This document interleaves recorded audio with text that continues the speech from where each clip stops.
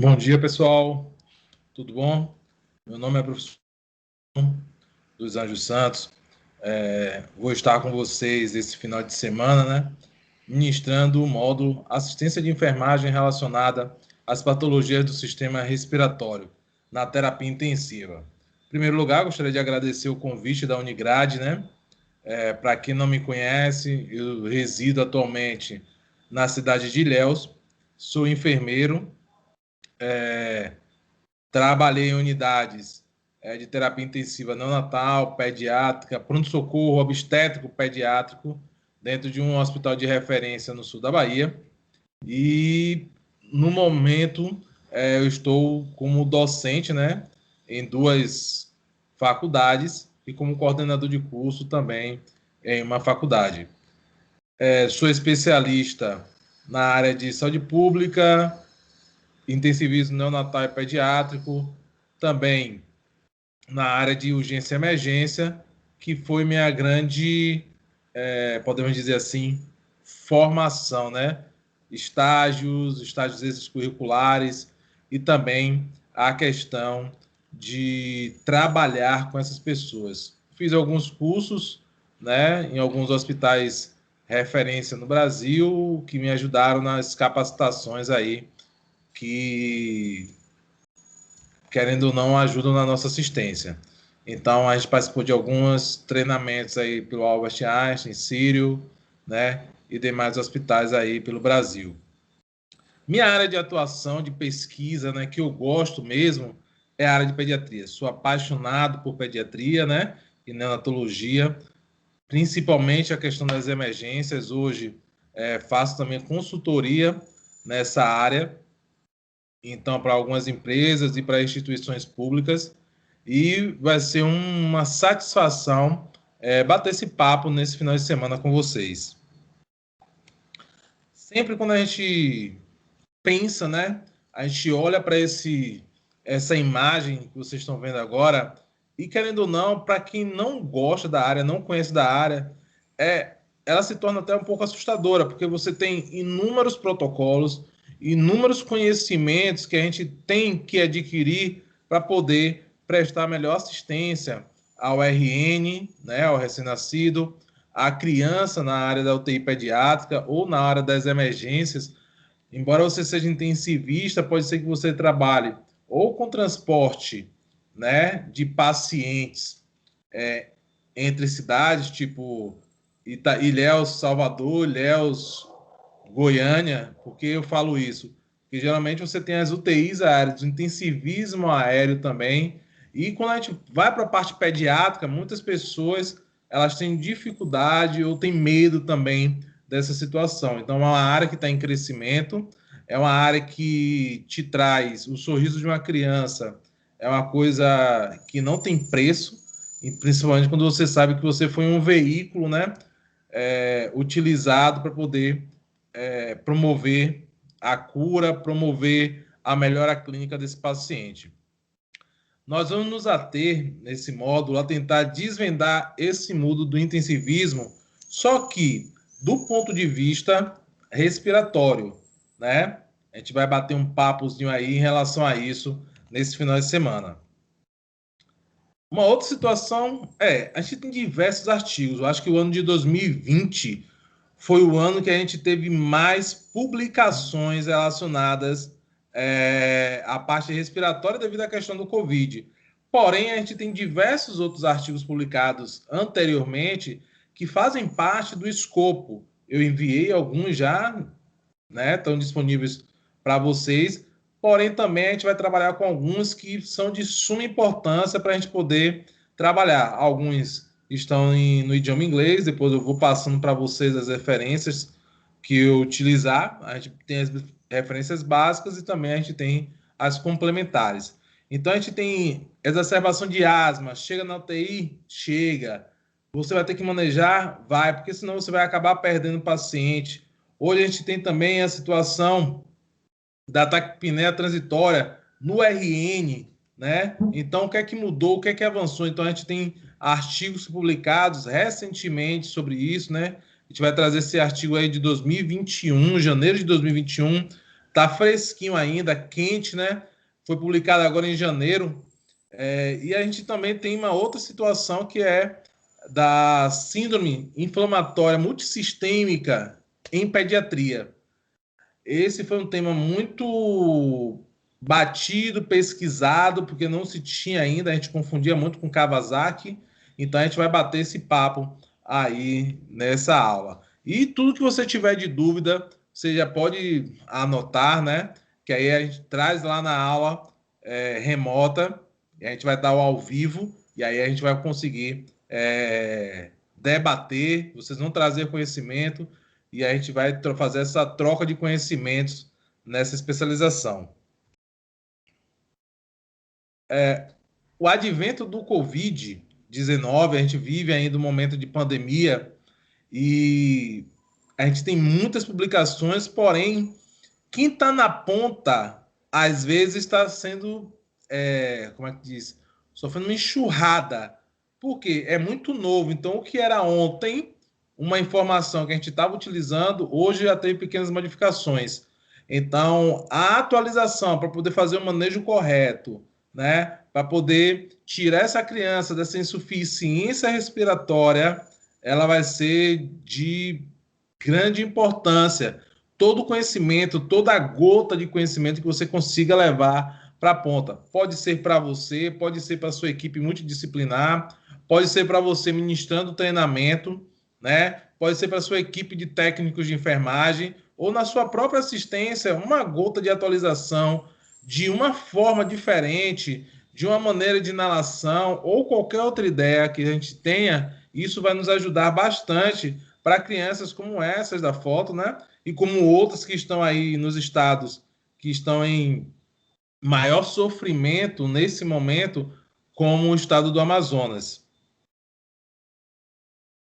Alguns tópicos que a gente vai abordar, e eu acho de suma importância, é a gente discutir só um pouquinho em relação à anatomia e fisiologia do aparelho respiratório. Mas, Newton, por que essa situação da discussão do aparelho respiratório em pediatria? Porque tem alguns detalhes, né, em relação à anatomia, tamanho, que isso, no momento de uma intubação orotraqueal, seleção de materiais, né, tubo orotraqueal, uma cânula orofaríngea, isso tudo faz uma diferença se você já sabe que aquela anatomia do paciente, que aquela fisiologia do paciente é diferente de um adulto, né? E que você já sabe mais ou menos o que tá ali, Newton, mas toda criança ela tem essa diferença? Tem, certo? Só que cada criança a gente trabalha sempre com o princípio da individualidade biopsicossocial, cada ser é diferente. A gente até não sabe, porque às vezes você pega um RN que acabou de nascer, o RN já vem com atresia de esôfago, né? É um RN que você tá lá e vai ter que extubar o paciente, aí depois de um tempo o paciente agrava, e aí quando você vai intubar novamente, vai ocorrer o processo de intubação novamente, às vezes aquele paciente pode já ter tido uma atresia de esôfago, então isso tudo ele pode estar aí prejudicando, então a gente tem que dar uma relembrada, né, nesses tópicos, a parte de semiologia respiratória do paciente, então é sempre importante a gente estar relembrando alguns tópicos dessa parte, então a gente vai trabalhar aí só pontuando. E as patologias respiratórias, que a gente fez uma seleção das principais, né? Pneumonias, né? Covid, a gente vai ter que fazer essa abordagem também. E outros distúrbios,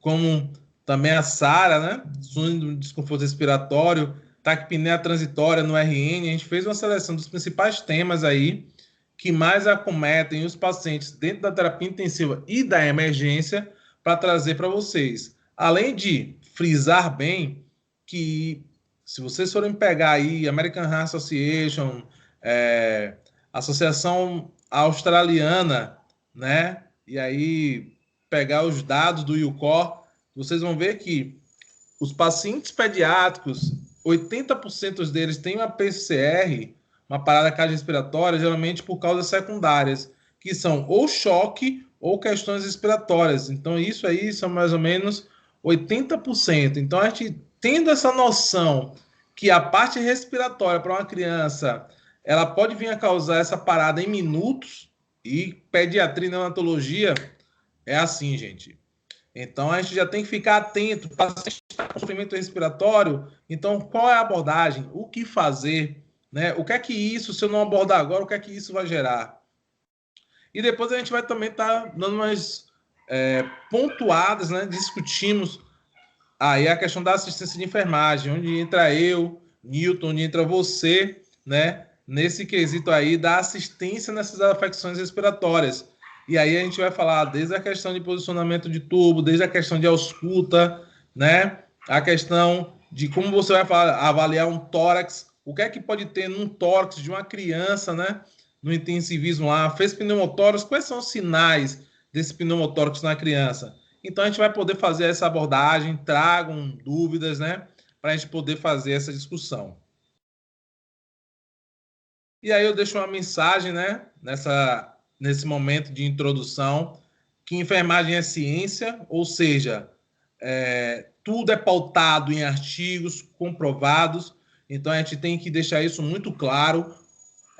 Todo o material que a gente vai utilizar aqui são artigos publicados recentemente, são livros que são referências, né? São os guidelines da American Association e o COR, Comitê Europeu. Então a gente vai trazer todos esses dados, porque se a gente tiver um empoderamento como ciência, a gente vai poder questionar diversas ações baseadas em manter nossos princípios, né? Aquele juramento que a gente fez lá, então a gente vai conseguir manter a nossa palavra que foi feita durante o juramento da nossa colação de grau, a gente mantém aí perpetuando durante toda a nossa vida e passando para os outros, mas sempre com base na ciência.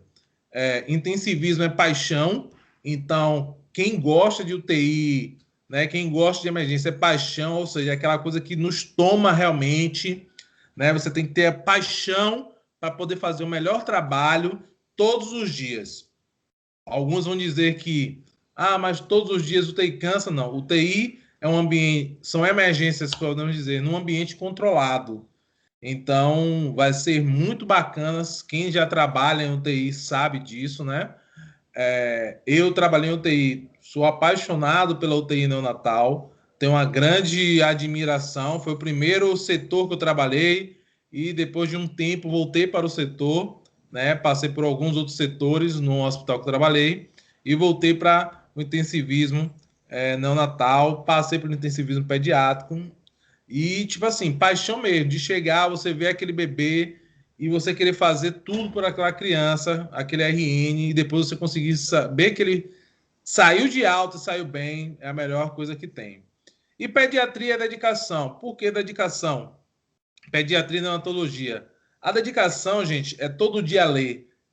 Pediatria é você ter paixão, você gostar, não somente de gostar de crianças, gostar de RNs, recém-nascidos, mas você ler e saber cada particularidade, como você vai poder ali ajudar esse recém-nascido ou essa criança a ter uma melhora do seu quadro clínico, né? E que ele volte mais cedo, né? E sem sintoma nenhum para sua família. Então, você fazer esse binômio família, criança, e você ser um elo, né, ser um mediador disso, exige dedicação nos estudos. Então, parabéns a vocês que estão vindo, né, com a Unigrade, estudar mais sobre o assunto. E aí, a vida do paciente, né, está em suas mãos 24 horas. Não falando de outras profissões, mas nós da enfermagem somos realmente os vigilantes, somos aquela pessoa que é o filtro, né, de tudo que acontece até chegar ao paciente. Então, nossa atenção, nosso cuidado, nosso saber, né, científico é nessa hora que são 24 horas de atenção a esse paciente dedicados aí. Então, é muito importante que a gente esteja unido aí para poder trazer para essa mãe, trazer para esse pai, né, a criança de volta ao convívio. Então, nos vemos mais tarde, né? Sexta-feira, às 19 horas. E uma saudação, um abraço a todos aí. E leiam os textos, não tragam dúvidas, que a gente vai estar aqui para poder bater esse papo, para poder conversar um pouco. Um abraço.